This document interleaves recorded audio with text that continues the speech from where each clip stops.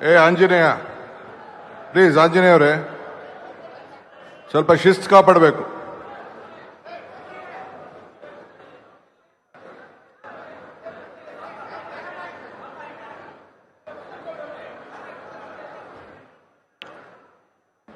जय हिंद, जय हिंद, जय हिंद. श्रीमती सोनिया गांधी की, मल्लिकार्जुन खड़गे की, राहुल गांधी की. ಬಂಧುಗಳೇ, ಸುಮ್ಮನೆ ಇರೋ ಬಂಧುಗಳೇ, ತಾವೆಲ್ಲ ಕೂಡ ವೇದಿಕೆಯಲ್ಲಿ ನಮ್ಮ ಕಾಂಗ್ರೆಸ್ ಪಕ್ಷದ ಅಧ್ಯಕ್ಷರಾದಂಥ ಎಐಸಿಸಿ ಅಧ್ಯಕ್ಷರಾದಂಥ ಶ್ರೀ ಮಲ್ಲಿಕಾರ್ಜುನ್ ಖರ್ಗೆ ಸಾಹೇಬ್ರೆ, ನಮ್ಮ ಪಕ್ಷದ ಉಸ್ತುವಾರಿಯನ್ನು ವಹಿಸತಕ್ಕಂಥ ನಮ್ಮ ಪ್ರಧಾನ ಕಾರ್ಯದರ್ಶಿಗಳಂತ ಸುರ್ಜಿವಾಲಾ ಸಾಹೇಬ್ರೆ, ಮಾಜಿ ಮುಖ್ಯಮಂತ್ರಿಗಳಂತ ಸಿದ್ದರಾಮಯ್ಯ ಸಾಹೇಬ್ರೆ, ನಮ್ಮ ಹಿರಿಯರಂತ ಮಾಜಿ ಮುಖ್ಯಮಂತ್ರಿಗಳಂತ ವೀರಪ್ಪ ಮೊಯ್ಲಿ ಸಾಹೇಬ್ರೆ, ನೂತನವಾಗಿ ಈ ನನ್ನ ಹತ್ತಿರ ನಿಮ್ಮೆಲ್ಲರ ಆಶೀರ್ವಾದದಿಂದ ಒಬ್ಬ ಸೇವಾದಳ ಕಾರ್ಯಕರ್ತರಿಂದ ಹಿಡಿದು ವಿದ್ಯಾರ್ಥಿ ಘಟಕ, ಯುವ ಘಟಕ, ಮಹಿಳಾ, ಅಲ್ಪಸಂಖ್ಯಾತರು, ಶಾಸಕರು ಇದ್ರು, ಮಹಿಳೆಯರು ಇದ್ರು, ಲೈನಲ್ಲಿ ಇದ್ರು, ಬಾವುಟ ಕೊಡ್ಬೇಕಾರೆ ಎಲ್ಲ ಸೇರಿ ಬಂದಿದೆ. ನಿಮಗೆ ಎಲ್ಲ ವರ್ಗದ ನಮ್ಮ ಪಕ್ಷದ ಆಧಾರ ಸ್ತಂಭಗಳು ಸೇರಿ ಶಾಸಕರ ಜೊತೆಯಲ್ಲಿ, ಮಂತ್ರಿಗಳ ಜೊತೆಯಲ್ಲಿ ಏನು ನಮ್ಮ ಕಾಂಗ್ರೆಸ್ ಧ್ವಜವನ್ನ ಸಿದ್ದರಾಮಯ್ಯನವರಿಗೆ ತಲುಪಿಸಿ ಅವರಿಂದ ನನಗೆ ಬಂದು ನಾನು ನಿಮ್ಮೆಲ್ಲರೂ ಕೂಡ ಏನು ಸೋನಿಯಾ ಗಾಂಧಿಯವರು ನನಗೆ ಮಾರ್ಚ್ 10ನೇ ತಾರೀಕು 2020ರಂದು ಕಾಂಗ್ರೆಸ್ ಪಕ್ಷದ ಅಧ್ಯಕ್ಷರಾಗಿ ನೇಮಕ ಮಾಡಿ ಆವತ್ತು ದಿನ ಇಂಥ ದೊಡ್ಡ ಸಭೆಯನ್ನ ನನ್ನ ಕೈಲಿ ಮಾಡಕ್ಕಾಗಲಿಲ್ಲ. ಕಾರಣ ಬಿಜೆಪಿಯವರು ನನಗೆ ಅವಕಾಶವನ್ನು ಕೊಡಲಿಲ್ಲ. ಆದರೆ ಪ್ರತಿಯೊಂದು ಪಂಚಾಯಿತಿಯಲ್ಲೂ ಕೂಡ ಹೊಸ ಇತಿಹಾಸವನ್ನು ಸೃಷ್ಟಿ ಮಾಡಿ ಝೂಮ್ನಲ್ಲಿ 11,000ಕ್ಕೂ ಹೆಚ್ಚು ಕಡೆ ಆ ಝೂಮ್ ಮುಖಾಂತರ ಪ್ರತಿಜ್ಞಾನ ಸ್ವೀಕಾರ ಮಾಡಿ ಸಂವಿಧಾನವನ್ನ ಪಠಿಸಿ ಅವತ್ತು ನಾನು ದಿನೇಶ್ ಗುಂಡೂರಾವ್ ಹತ್ರ ಅಧಿಕಾರವನ್ನ ತೆಗೆದುಕೊಂಡೆ.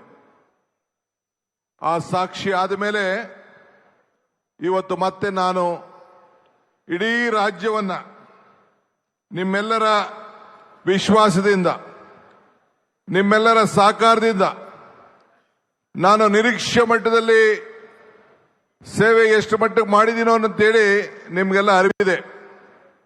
ಕೆಲವು ತಪ್ಪುಗಳು ಆಗಿರ್ಬೋದು, ಒಳ್ಳೆ ಕೆಲಸಗಳಾಗಿರ್ಬೋದು, ಆದರೆ ನಾನು ಶಕ್ತಿ ಮೀರಿ ನನ್ನ ಕಾರ್ಯಕರ್ತರಿಗೆ ಸೇವೆಯನ್ನು ಮಾಡಿದ್ದೇನೆ ಅಂತೇಳಿ ನನ್ನ ಆತ್ಮಕ್ಕೆ ನಾವು ವಿಶ್ವಾಸ ಇದೆ. ನಾನು ಸ್ವಲ್ಪ ಮನುಷ್ಯ, ನನ್ನ ಕೈಲಿ ಅನೇಕ ತಪ್ಪುಗಳು ಕೂಡ ಆಗಿರಬಹುದು. ನಮ್ಮ ಕಾರ್ಯಕರ್ತರ ಸೇವೆಯನ್ನು ಗುರುಸಿ ನನ್ನ ಕೈಲಾದಂಥ ರೀತಿಯಲ್ಲಿ ಪಕ್ಷದ ಸಂಘಟನೆಯನ್ನು ಮಾಡಿ ಇವತ್ತು ರೈತರ, ಕಾರ್ಮಿಕರ, ಯುವ ಪೀಳಿಗೆಗೆ ಮತ್ತು ವಿವಿಧ ರೀತಿಯಲ್ಲಿ ನಿಮ್ಮ ಕಾರ್ಯಕರ್ತರ ಒಬ್ಬ ಮನೆಯ ಮಗನಾಗಿ ನಾನು ಒಬ್ಬ ಕಾರ್ಯಕರ್ತನ ಅಂತೇಳಿ ಇವತ್ತು ನಿಮ್ಮೆಲ್ಲರೂ ಕೂಡ ನನ್ನ ಸಾಕ್ಷಾಂಗ ನಮಸ್ಕಾರಗಳನ್ನು ಅರ್ಪಿಸಿ ಇವತ್ತು BK ಹರಿಪ್ರಸಾದ್ ಒಬ್ಬ ಹಿರಿಯ ಕಾರ್ಯಕರ್ತನಿಗೆ ನನ್ನ ಅಧಿಕಾರವನ್ನು ಹಸ್ತಾಂತರವನ್ನು ನಾನು ಮಾಡಿದ್ದೇನೆ. ನಾನು ಆಗಾಗ ಒಂದು ಮಾತು ಹೇಳ್ತಾ ಇರ್ತೀನಿ, ಕಾಂಗ್ರೆಸ್ ಶಕ್ತಿ ದೇಶದ ಶಕ್ತಿ, ಕಾಂಗ್ರೆಸ್ ಇತಿಹಾಸ ಈ ದೇಶದ ಇತಿಹಾಸ. ಕಾಂಗ್ರೆಸ್ ಅಧಿಕಾರಕ್ಕೆ ಬಂದ್ರೆ ಎಲ್ಲ ವರ್ಗದ ಜನರು ಅಧಿಕಾರಕ್ಕೆ ಬಂದಂಗೆ ಅಂತ ಹೇಳಿ ಇವತ್ತು ನಾವೆಲ್ಲ ವಿರೋಧ ಪಕ್ಷದಲ್ಲಿದ್ದಾಗ ಕೋವಿಡ್ ಸಂದರ್ಭದಲ್ಲಿ ಇವತ್ತು ನಾನು ಮತ್ತು ಸಿದ್ದರಾಮಯ್ಯನವ್ರನ್ನ ಅವತ್ತು ವಿರೋಧ ಪಕ್ಷದ ನಾಯಕರಾಗಿ ಮತ್ತೆ ಆಯ್ಕೆಯನ್ನ ಶ್ರೀಮತಿ ಸೋನಿಯಾ ಗಾಂಧಿ ಅವರು ಮಾಡಿದ್ರು.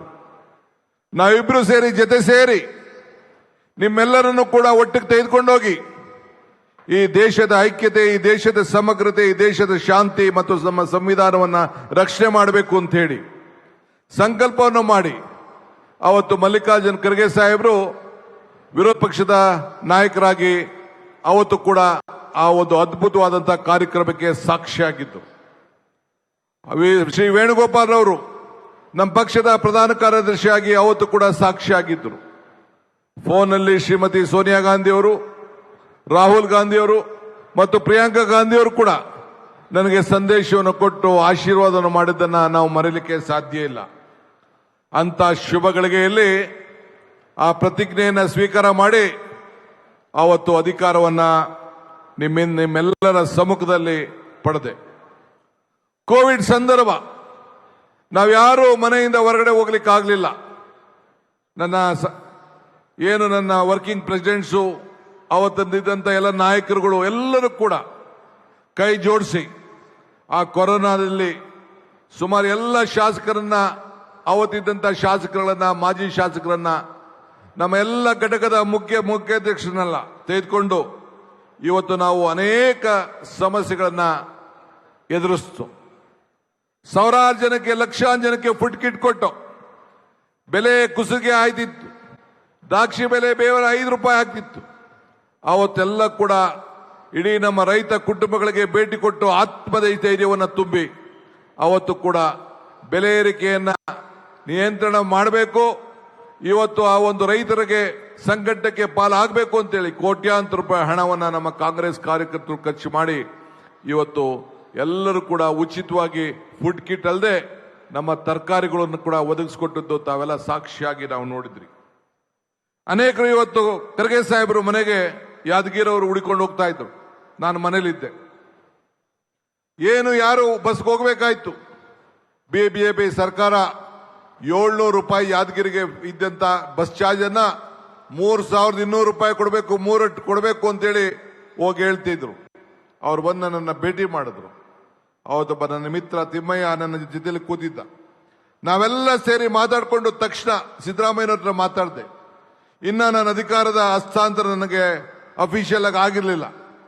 ದಿನೇಶ್ ಗುಂಡೂರಾಯರ್ನ ಅವತ್ತು ಕರೆಸಿ ಅವ್ರಿಗೆ ಒಪ್ಪಿಗೆಯನ್ನು ಪಡ್ಕೊಂಡು ಅವ್ರ ಹತ್ರ ಚೆಕ್ಗೆ ಸಿಗ್ನೇಚರ್ ಮಾಡಿ 1 ಕೋಟಿ ರೂಪಾಯಿ ಹಣವನ್ನ KSRTCಗೆ ಕೊಟ್ಟು ಎಲ್ಲ ನಮ್ಮ ಕಾರ್ಮಿಕರು, ನಮ್ಮ ರೈತರು ವಾಪಸ್ ಅವ್ರ ಊರಿಗೆ ಹೋಗ್ಬೇಕು ಅಂತೇಳಿ ತೆಗೆದುಕೊಂಡಂತ ಒಂದು ತೀರ್ಮಾನ ಇಡೀ ದೇಶಕ್ಕೆ ಒಂದು ದೊಡ್ಡ ಸಂದೇಶವನ್ನ ಕಳಿಸುವಂತ ಕೆಲಸವನ್ನ ಇವತ್ತು ನಾವು ಮಾಡಿದ್ವು. ಇಡೀ ದೇಶ ನಮ್ಮ ತೀರ್ಮಾನವನ್ನು ಒಪ್ಪಿತು. ಇವತ್ತು ತಾವೆಲ್ಲ ನೆನಪಿರ್ಬೋದು, ಆಕ್ಸಿಜನ್ ನಲ್ಲಿ 36 ಜನ ಪಿಲಿ ಪಿಲಿ ಪಿಲಿ ಅಂತ ಹೇಳಿ ನಮ್ಮ ಜನ ಸತ್ರು.